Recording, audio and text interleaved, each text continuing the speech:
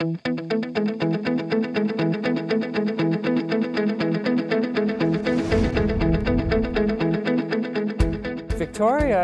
by the sea is quite tiny.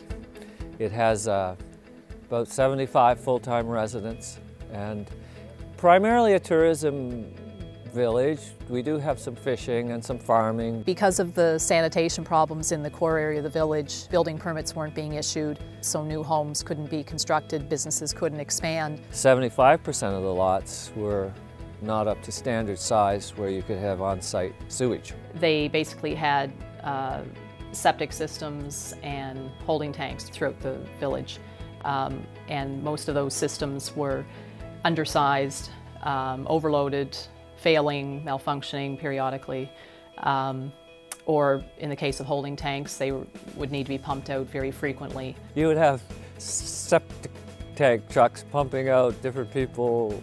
It might be a steady stream of them every day, a different one coming in. And once you open a tank to pump it, there's a certain odor that pervades the neighborhood. The only solution was to have a central sewage system. I recommended to the community that we look at what's called a land-based effluent dispersal system as an alternative to a direct discharge. Everyone's yard was dug up. You know, this went on for a whole summer. It looked like, no man's land through here. There was, and the villagers were very supportive. So the effluent now leaves their property, goes out into a series of collection lines out in the street. It flows downhill towards the waterfront. Which is where the lighthouse is. There's no odor down there whatsoever. There's no sound. You wouldn't know anything was going on. A mainline effluent pumping station was constructed. From there, it has to get up here to the treatment site. We have a 29-acre site where all the wastewater is treated and the bacteria has to go at it.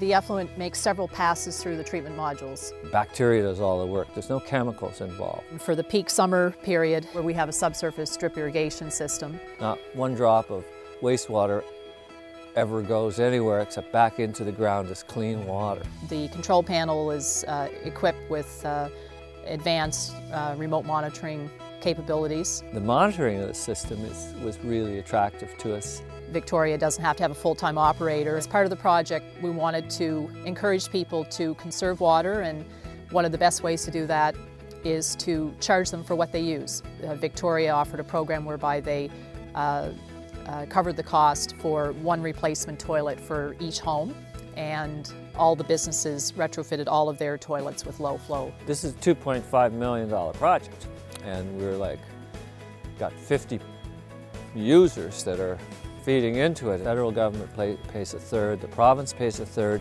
and the municipality's third, thankfully, came from the green funds. Otherwise, it never would have happened here. It just wouldn't have been financially possible.